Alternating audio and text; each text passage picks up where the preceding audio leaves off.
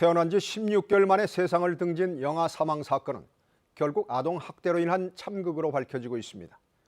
숨진 비양의 사인을 정밀 부검한 국립과학수사연구원은 외력에 의한 복부 손상이 사인이라는 소견을 내놨습니다.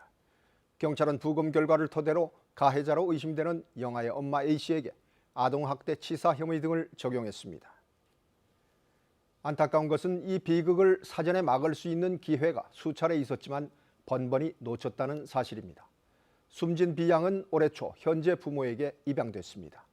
이후 어린이집 관계자와 이웃 주민, 소아과 원장 등의 세 차례 학대 의심 신고가 있었지만 그때마다 경찰과 아동보호기관은 학대 증거를 찾지 못하고 비양을 부모에게 돌려보냈습니다.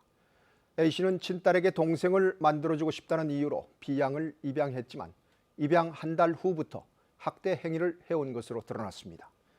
A씨는 비양이 숨지기 불과 열흘쯤 전 입양가족 특집 다큐멘터리에 비양과 함께 출연해 행복한 모습을 연출까지 했습니다. 이 영상에도 비양의 이마에 멍자국이 있었고 표정은 침울했지만 아무도 학대 사실을 알지 못했습니다. A씨는 비양의 사망 당일에도 휴대전화로 비양을 촬영했습니다. A씨가 강압적으로 부르자 비양이 울먹이며 걸어오는 모습, 음식을 먹지 못하고 입에 물고만 있는 모습 등이 영상에 담겼습니다. 불과 몇 시간 뒤 비양이 숨졌는데 A씨는 이 영상을 자신의 무죄 알리바이를 만드는 데 활용했습니다. 이번 사건과 이른바 라면 형제 사건 등 수많은 아동학대 사건이 근절되지 않는 것은 우선 초동 대응이 부실하기 때문입니다.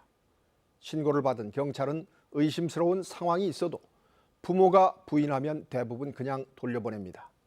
가해자와 피해 아동을 강제로 격리하는 법규를 강화할 필요가 있습니다. 아동보호 전문기관과 경찰의 아동학대 전담 인력과 예산을 보강해야 합니다. 나라의 미래인 아이를 보호하고 잘 키우는 것은 가정은 물론 사회, 국가 모두의 책임입니다. 뉴스 해설이었습니다.